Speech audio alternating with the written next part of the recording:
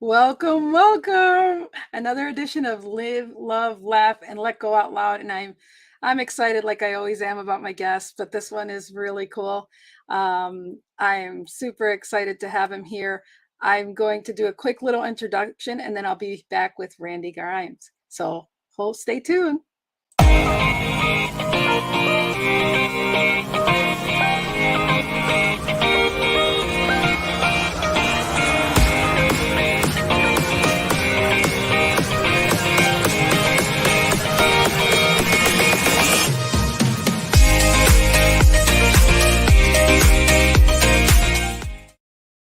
Randy Grimes, wow, welcome. That was quite an introduction. Of course, you deserve it. Welcome to the stage. Thank you so much for being here. Well, thanks for having me. What a great opportunity. Oh, well, you know what? You're an amazing person, and you know, connections are everything. So before we get started, I'm gonna start out with this. Randy, I heard you were going to be on the show with Lynn, and I just had to stop by and say hi. Thank you for all of your support for Addiction Training Center, all of the things you do for people in Florida and throughout the world, helping with addictions, bringing light to addictions and athletes. You know what? You do such a great job. It's an honor to know you. I appreciate your past, and I appreciate the fact that you are an athlete and played for Tampa Bay and you did all these great things. But what I really appreciate about you is the size of your heart, my friend. You're a good man. You're a good human being. You're a good friend. And I just wish you the best with everything. And those people who haven't picked up your book, make sure you pick up Off Center and read about Randy's experiences. And he writes about it in a way that kind of connects with everybody. So, Randy, have fun with Lynn. You guys, I'll catch you both later on. Randy, I just had to throw that on there because I celebrate you for the good person you are, and Scott only knows good people. So I want to welcome you, and so just real quick, just introduce yourself, and then I'm going to ask you a big question here, and then we'll go into your story. Yeah, well, my name is Randy Grimes, and I live here in St. Petersburg, right, just south of Tampa, Florida. And I'm a Texas boy, born in Tyler. Went to Baylor, right there in Waco, Texas, and was drafted by the Bucs in the second round in the 1983 draft. I was the 45th player selected in the second round, and that's kind of where my story begins. I had a great 10-year career out here with the Buccaneers, and although we were a horrible team through that decade, it was a great place to raise my family and start our lives together with my new wife and my kids. So, I'm grateful for the time here, and I love being back here, living here as a non-Buccaneer.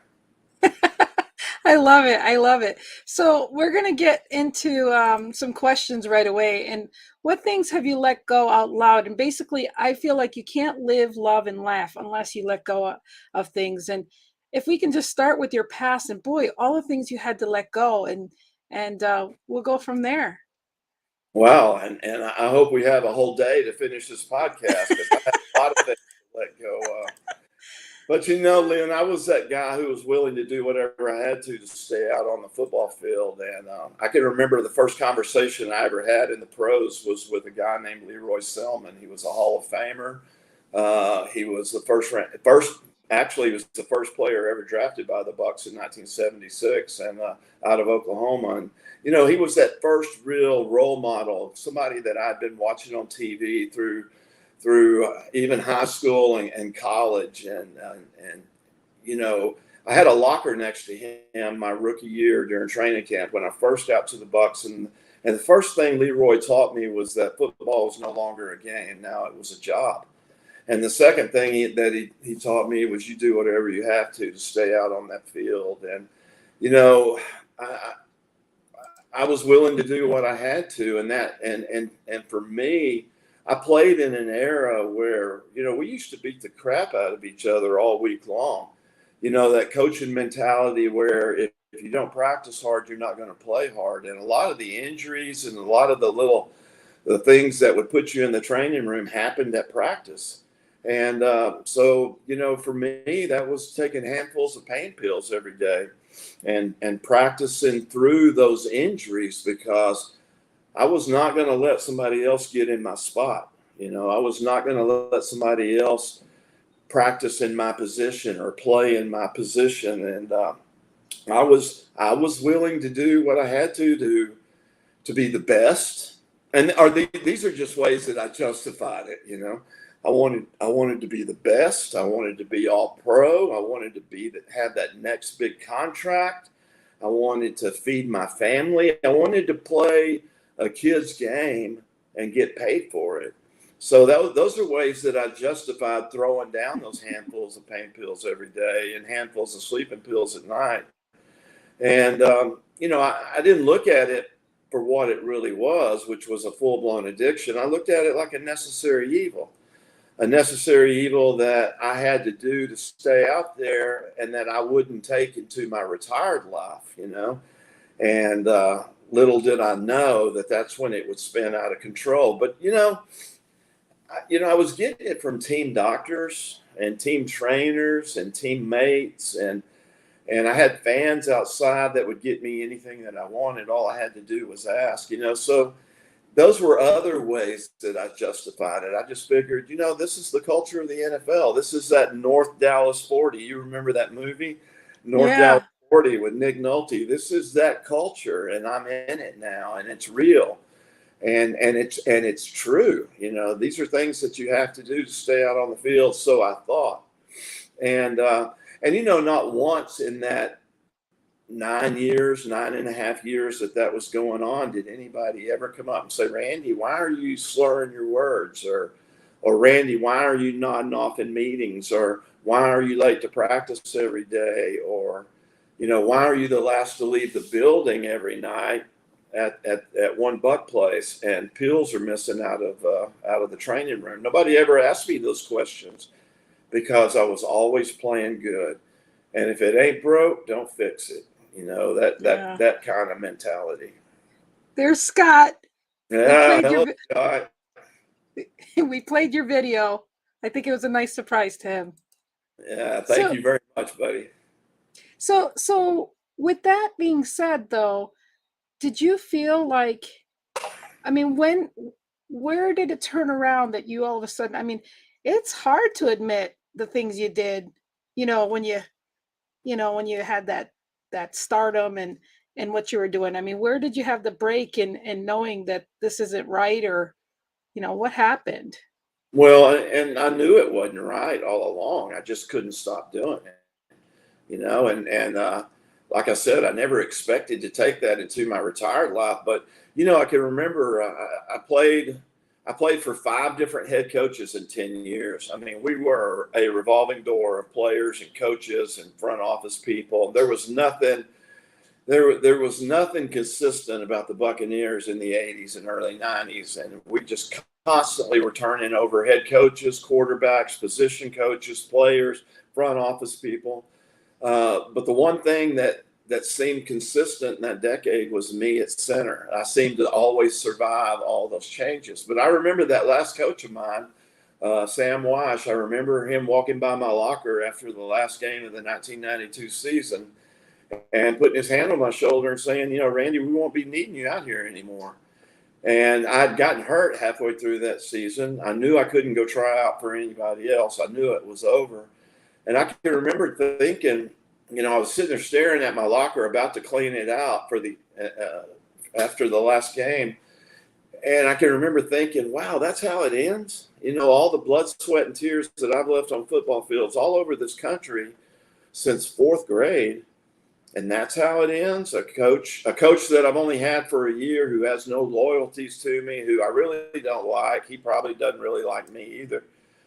And he doesn't even have the courtesy of looking me in the eye or calling me in his office and doing it. He just walks by and says, we won't be needing you anymore.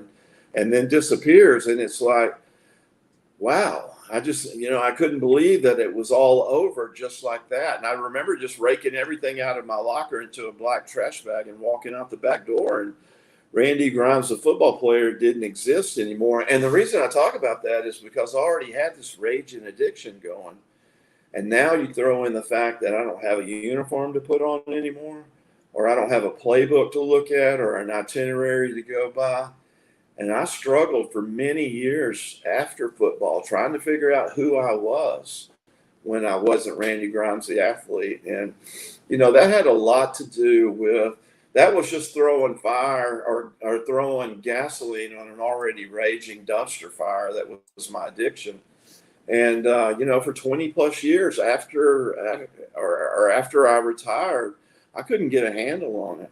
I continued to justify that I needed pain medication because the injuries were just getting worse. The chronic pain was just getting worse. The tolerance to the medication was getting higher. So I needed more and more pills all the time. So I continued to justify it that way. Meanwhile, the new normal in my life was ambulance rides and hospital stays and seizures and disappointing my kids and losing houses and cars and jobs because of my addiction. That was the new normal. And Lynn, I knew why all this was happening. I just couldn't stop it. So what made you stop it? What made you say, hey, I can't live, love, and laugh if I keep going this way? What really turned you around? And then I want to get into what inspired you thereafter. Yeah, well, I mean, it was the death of a good friend of mine that I played next to for many years at Tampa Bay, named Tom McHale. And he was doing the exact same thing I was doing. That was self-medicating these injuries he got while he played for the Buccaneers. And one morning, he just didn't wake up. It was a series of seizures that I was having. I was having seizures almost every day as a result of withdrawal from the benzodiazepines. The fact that my daughter wouldn't let me come around my first grandson because I wasn't fit to be around her new baby. And the fact that my wife realized that she was loving me to death and she had to take a step back, and let me hit rock bottom. And every rock bottom I hit had a trap door. I always seemed to go deeper every time. And it was that spring and summer of 2009 was the perfect storm, and all that was going on. And she was willing to make one more phone call for me. And she was so tired of the I'm sorry's, or I'll get better, or I'll take care of it tomorrow, or I've got a handle on it. She was so sick of hearing that she was willing to make one more call for me. And whoever she talked to that day in New York, and back then the NFL didn't have anything out there for retired players. And whoever she talked to that day up at the league office knew somebody who knew somebody. And that's how I got on an airplane September 22nd, 2009. And that's when everything changed. Wow. Now this is where we're going to fast forward real quick. And I want everybody to know that there are 3 websites that are listed below. And these 3 websites, I wanted to show this again, picture of you back there. And you have that question look in your mind, what's going to be next after this? And so you're going to have, so let's move forward to some of these questions that I really want to know. So why make a difference in other people's lives? Let's go forward to that. Well, I can remember while I was in rehab, I can remember sitting at a picnic table, and it was exactly 2 weeks into the process. I was sitting at a picnic table in the middle of the campus. And for some reason, I used to get up every morning while I was in treatment and just write. I had a spiral notebook, I had a pen, and I don't know why, because I'm not a huge writer. But for some reason, it just made me feel better. And this particular morning, it was on a Wednesday. It was at 8:45. I'll never forget it. It's still vivid in my mind like it happened yesterday. I was sitting at this table, and I was sobbing uncontrollably because for the first time in 20 plus years, I was having to deal with life on life's terms sober. And think about all the huge wake of destruction that I left back with my family and my reputation and my finances, and everything in my life was totally destroyed. having to deal with that sober for the first time. And also the fact that I couldn't get over the impulse to throw pills down. And I remember all this going on and how I was reacting to it. And Lynn, it was like at that very second that all that was going on, it was like somebody came up behind me and draped a warm quilt around my shoulders. And I remember, and the reason I say quilt is because I remember feeling weight, and I remember feeling warmth. And I also remember having this overwhelming confidence all of a sudden that not only could I do this, but that I had to make it mean something. I had to make everything that I'd put everybody through, my family, my friends, myself, I had to make it mean something, and I had already heard the term that you've got to give it away in order to keep it. And I really didn't understand it until that day. And that was kind of like, that was the beginning of Athletes in Recovery. Although I didn't know what I wanted to do with it, I knew that there was a lot of other guys out there struggling just like I was, suffering in silence. And for whatever reason, pride, ego, guilt, shame, they wouldn't put their hand up and ask for help. So I knew they were out there, and I knew I wanted to help them. I just didn't know how. And I knew that I had a lot of work to do on myself first. And so that was kind of the birth of what I do now. And it's kind of the birth of Recovering Out Loud. I wanted to share my story with as many people that I could to make it mean something, So I guess that answered what inspired you to do what you're doing. It definitely makes a difference that if you're doing this and you knew there was other people out there you needed to help, that you were going to help them by showing what you'd been going through. And that speaks volumes. I really, really like that. Little did I know. I mean, I started off thinking about the guys that I played with and against. Little did I know that, Major League Baseball would get involved in NBA and NHL and pretty much every organization out there that has or every sport out there that has an organization that supports their former athletes. Those are the people that I work with now. So little did I know it was going to be the success that it is now. But, I love working with everybody. It's not just, athletes. It's not just veterans or first responders, although I relate so well to those people because they also had a uniform taken away from them, and that was their whole identity. I love working with everybody. I love working with families. I believe that when families get well, addicts get well. And because of us addicts, we make a family sick. And, but I realize that there's a lot of work that a family has to do also during this process. And, my wife has been instrumental in helping families through that. We've been able to do hundreds of interventions together. And that's so cool because of who would have ever thought, back when I was having seizures and sleeping on the floor of vacant houses and losing cars and jobs, that I would ever be in somebody's den doing an intervention with my wife, So it's crazy how God works, and I'm just so grateful for the opportunity. I love that. And you've answered a lot of this, but if you could add to what are some of the successes you've seen from your efforts in helping others, that would be great. Well, just seeing people get sober, seeing people get on the other side of this, to finally come out of the darkness into the light, to watch that process, to watch families reunite, to watch marriages heal as a result of recovery. Just to watch all those cool miracles, see where people are now, people that I helped maybe 8, 9, 10 years ago, and see where they are now and how successful they are, how happy they are, and what all's been restored and resurrected in their lives.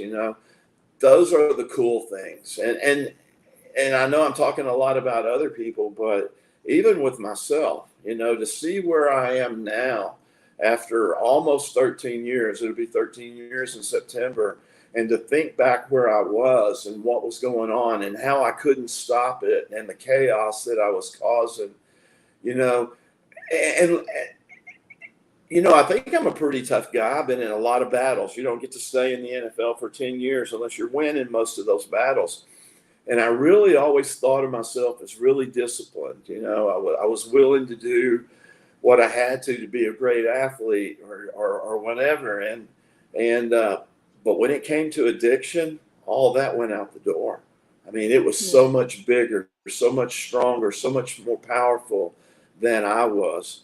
And it consumed everything in my life. And so defeating, I won't say defeating because, I'll be an addict forever. I have to do things daily now to not go back to that life, but to get to the other side of that and to be almost 13 years clean and sober, to me, that's the greatest success. And I love sharing that because there's so much stigma around addiction, not only with people struggling with it, that guilt and shame and all that, but with families, families are so uneducated on this disease, and it is a disease, but there's still so much work to do out there, and there's more successes to be had. All right. Well, we got into really some serious stuff there, but it was very, very necessary. And I have one other question for you here in a little bit, but we're going to lighten it up with stuff I normally ask. And that's, what meaning does living your best life for you mean personally now? Oh, wow. That means living my best life now means not getting foreclosure notices and not having cars repossessed and having money in the bank and not having people question where I am all the time. That life is so good to be able to be able to do my passion for a living is everything. This is not a job. I don't have a job anymore. This is what I would be doing anyway.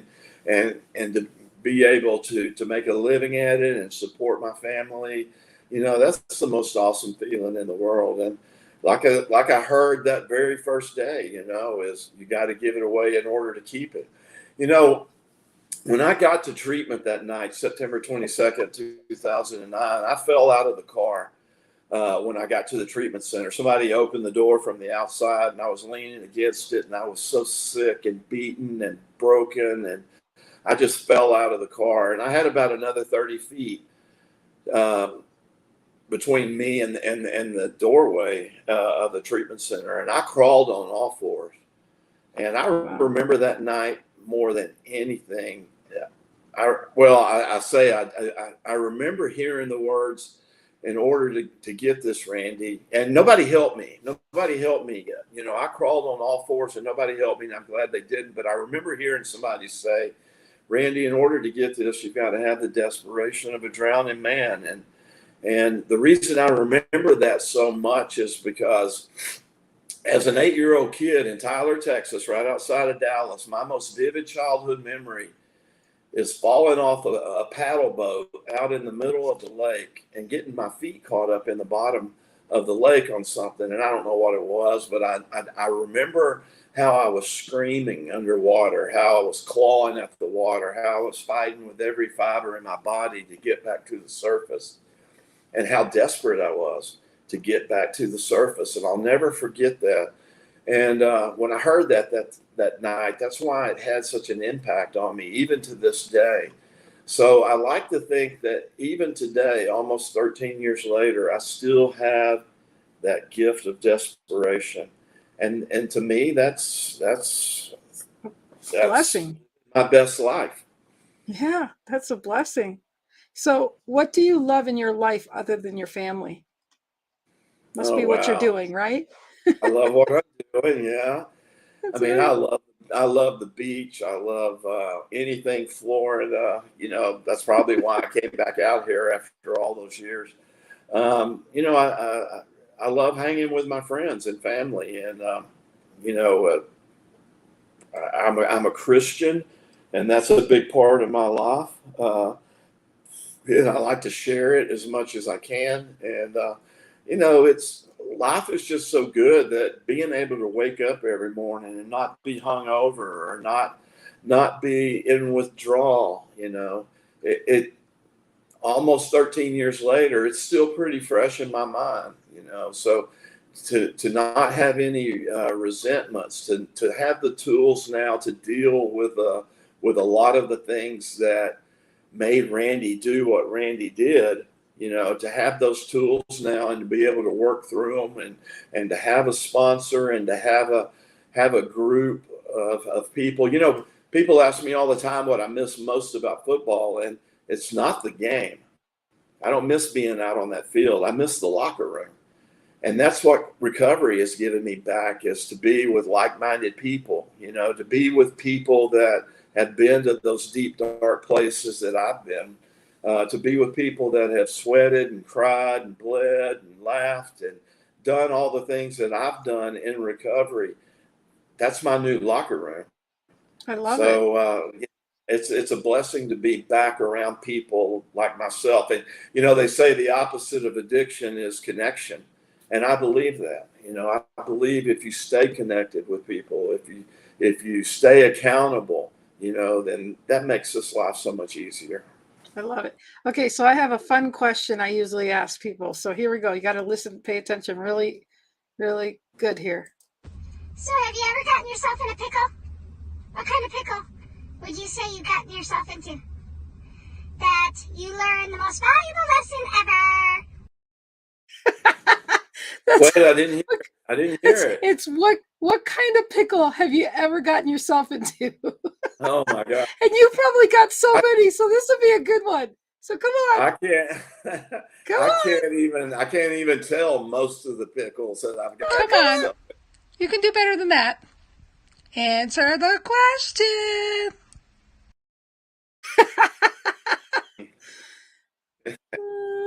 Come on. This gotta get good now. We gotta get good ratings here, Randy. Come on now.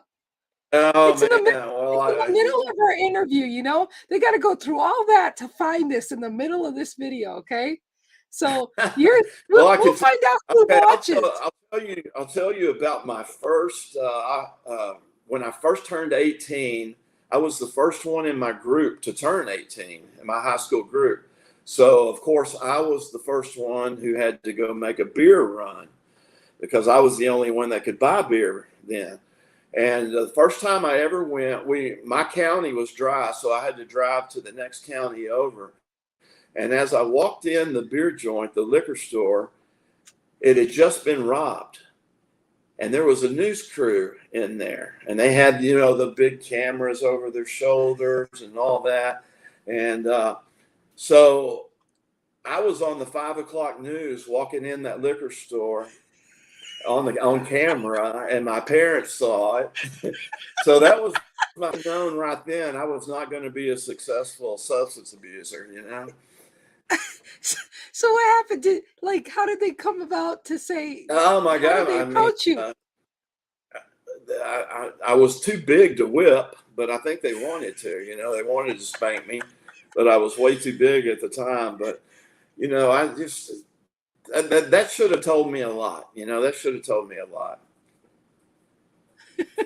Okay, I'll let you off the hook, but that was good. That was good. So what makes you laugh other than my pickle thing there? Oh, I don't know. Friends, being around good friends makes me laugh. I love being with people in recovery and people that, like I said, have been to the places I've been. But, my family makes me laugh. My grandkids make me laugh. My wife makes me laugh. And, things are just funnier now, right? Being in recovery and waking up sober it's funny how that works, huh? Right? So can you recall of a time in your life when you said, I would never do, but that you ended up doing? Because right here, this is where I love to share with my audience the fact that, we always say things. We have to be careful what we say, because whatever we say ends up coming to fruition. So what would you say you would never do that you ended up doing? Wow. I never thought I would marry the prettiest girl at Baylor, but I did. And I also never envisioned my life being what it is now. I was raised by parents that I never even saw touch alcohol, or anything else. I was raised with a brother and sister who were the greatest greatest role models in the world. They were both older, you know. I was raised with coaches that were very influential in my life, you know, and great role models all the way through Baylor. And, you know, I never thought that I would ever be a drug addict, you know, or a pill Yeah. head or whatever you want to call me. Hmm. I never thought that would happen, but it did. You know, it Yeah. just got away from me so fast. And, you know, it that's the way it happens with a lot of people. You know, somebody that goes to the dentist and gets 15 Vicodin, next thing you know, they're calling friends asking if they have any. And then next thing you know, they're buying them on the street. Or somebody that gets hurt in an accident or car wreck, you know, and all of a sudden they get on pain meds and they can't stop. They can't get off of them. So, I mean, it happens like that. It happens Yeah. I call them drug dealers in lab coats. You know, it happens with a doctor and a prescription Well, pad, and a well, lot of times we're not going to get so political or whatever here, but I'll tell you, I mean, I've got pain all over my body for conditions I have, and I couldn't handle the morphine or any drugs. I mean, it made me feel too weird, and I can barely take a sip of alcohol. You know, I'm blessed that I have those things, but I'll tell you what, I mean, they had a pain management. I could go there every 4 weeks to get medicine if I wanted to, and I just but it wasn't for me. I mean, but I'm thankful because that's not the outcome for a lot of people. right, So right, and you're not wired like me. You know, you actually yeah, have an off switch, and I don't. yeah, And to take as directed that's foreign language to me and a lot of people. You know, yeah, yeah. So what makes a person beautiful to you? a real person. You know, a real person, somebody that comes at you as just who they are and not what they want you or what they think they should be around you. You know, not a social media person that's, you know, living a fake life on Yeah, Facebook or Twitter or anything else, but just somebody that's real. And it's, you know, it seems like the older I get, the easier it is to spot those people. And absolutely. those are but those are the people that are most beautiful to me, and of course my family. Of You know, I love course. my tribe, and you know they've been so loyal to me, and they never gave up on me, and you know I'm grateful for all them. So that's, you know, that's what makes a person beautiful. That's awesome. So what's the first thing you notice about a person? Wow, whether or not they're willing to laugh, you know. Are Good. they really that serious about everything, you know, or are they not? You know, is it Hmm. somebody that you can cut up with and be light with, and those are the people you can tell or that are enjoying their lives and also enjoying your company. Absolutely. And I'm enjoying my time with you, by the way. What are your Ah, big thank you. hairy what is your big hairy audacious goals you have? Oh wow. I've accomplished a lot of the goals that I Hmm. had, but you know,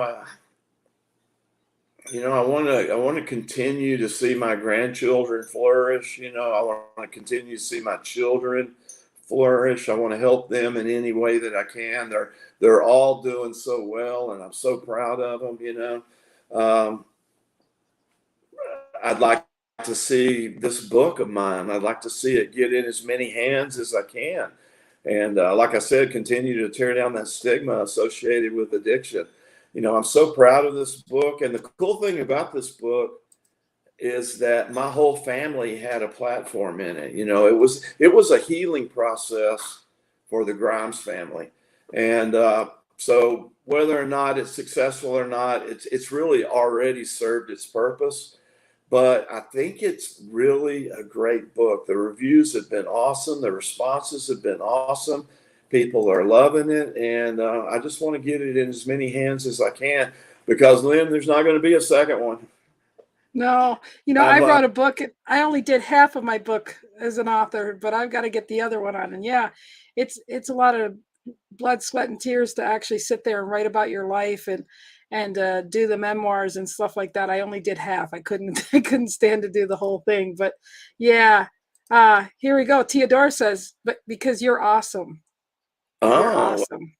Thank So you. that's one of my friends. So you are awesome. You're very humble. You're very kind, and I'm just so grateful that you've taken time to be here.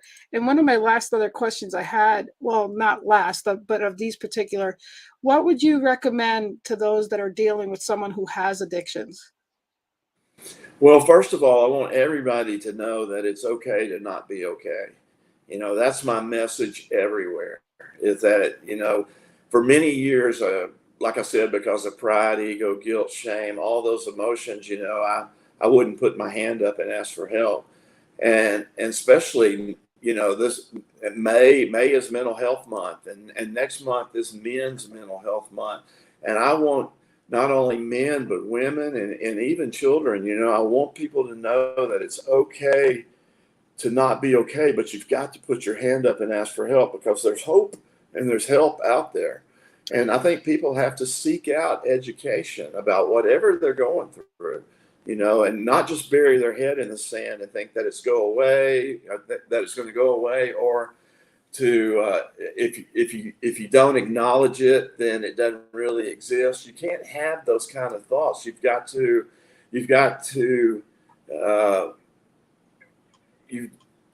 got to address this, and to know that it's okay to not be okay makes it easier to do that.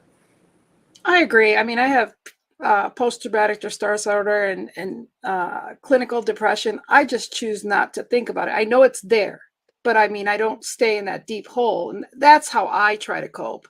But I couldn't even speak till 41 years of some of the things I've been through. So I get it and I understand it. We got to all digest it different ways, but definitely, Tito says, amen, amen. Address and ask for help. Absolutely. And that's That's the it.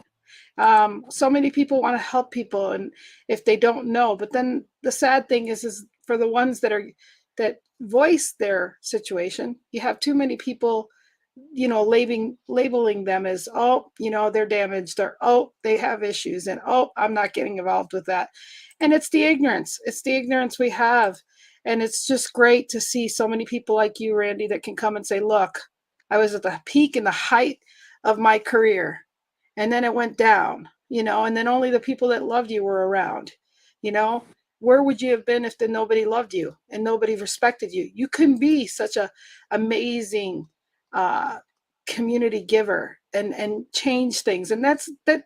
And I guarantee, more than anything, what inspires you the most and what you love the most is because your family stuck around you, that keeps you so Absolutely. accountable to now. Absolutely.